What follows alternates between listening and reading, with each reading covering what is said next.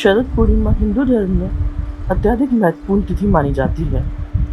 इसे विशेष रूप से चंद्रमा की 16 कलाओं से युक्त होने के कारण महत्व दिया जाता है। इस रात को चंद्रमा से अमृत की वर्षा होती है, इसलिए इस दिन खीर बनाकर उसे चंद्रमा की रोशनी में रखने का विधान है। अगले दिन सुबह खाली पेट इसका सेवन किया जाता है, जिसे स्वास्थ्य और समृद्धि का प्रतीक माना जाता है। इस रात को देवी लक्ष्मी पृथ्वी पर आती हैं और जागरण करने वालों को आशीर्वाद देती हैं। इस कारण इसे कोजागरा पूर्णिमा भी कहते हैं। शास्त्रों में शरद पूर्णिमा का विशेष महत्व बताया गया है, क्योंकि इस दिन चंद्रमा अपनी 16 कलाओं से युक्त रहता है। इसलिए शरद पूर्णिमा की पूरी रात आकाश से अमृत वर्षा होती है। यही कारण है कि शरद पूर्णिमा की रात को खीर बनाकर चंद्रमा की रोशनी में रखी जाती है और फिर उसे अगले दिन ब्रह्म मुहूर्त में खाली पेट सेवन किया जाता है।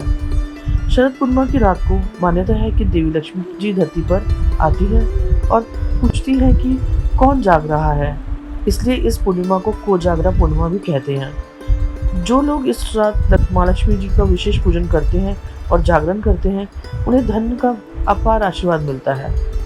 इस दिन का एक और विशेष महत्व है महाराजस लीला, जो भगवान श्री कृष्ण और वृंदावन की गोपियों के बीच रचाई गई थी। श्री कृष्ण की दिव्य नृत्य कला इतनी मोहक थी कि भगवान शिव भी उसे देखने के लिए गोपी के रूप में प्रकट हुए थे। माना जाता है कि इस रात भगवान कृष्ण की पूजा करने से सभी प्रकार के दुख दूर हो जाते हैं। इस बार शरद पूर्णिमा की तिथि को लेकर लोग बहुत ज़्यादा कंफ्यूज हो रहे हैं। कुछ लोग शरद पूर्णिमा 16 अक्टूबर को बता रहे हैं और कुछ लोग 17 अक्टूबर को शरद पूर्णिमा का पर्व मनाने की बात कर रहे हैं। तो चलिए आपको बताते हैं शरद पूर्णिमा का व्रत किस दिन रखा जाएगा, स्नान दान किस दिन किया जाएगा और शरद पूर्णिमा की रात को जो खीर बनाकर रखी जाती है वह किस तिथि में रखना ज़्यादा सही रहेगा। धन और समृद्धि के इच्छुक लोग इस रात माँ लक्ष्मी की विशेष पूजा करते हैं। शरद पूर्णिमा का एक और प्रमुख कारण भगवान श्री कृष्ण की रास लीला है, जिसे उन्होंने वृंदावन की गोपियों के साथ रचाया था। इस लीला को भगवान शिव ने भी गोपी का रूप धारण करके देखा था। ऐसा माना जाता है कि इस रात श्री कृष्ण की पूजा करने से सभी दुख दूर होते हैं। शरद पूर्णिमा की तिथि को लेकर इस वर्ष थोड़ा भ्रम है। कुछ लोग इसे 16 अक्टूबर को मनाने की बात कर रहे हैं, जबकि अन्य इसे 17 अक्टूबर को मनाने की सलाह दे रहे हैं। पंचांग के अनुसार इस वर्ष पूर्णिमा की तिथि 16 अक्टूबर की रात 8:41 से शुरू होकर 17 अक्टूबर की शाम 4:56 तक रहेगी। शरद पूर्णिमा की रात 16 अक्टूबर को खीर बनाकर चंद्रमा की रोशनी में रखा जा सकता है, क्योंकि इस दिन चंद्रोदय शाम 5:01 पर होगा। 17 अक्टूबर को पूर्णिमा व्रत और स्नान दान किया जाएगा। 16 अक्टूबर को उपवास रखना उचित नहीं है, क्योंकि सूर्योदय के समय पूर्णिमा तिथि विद्यमान नहीं है। पूजा का शुभ मुहूर्त 17 अक्टूबर को सुबह 5:08 से 6:02 तक और शाम 5:39 से 7:05 तक रहेगा।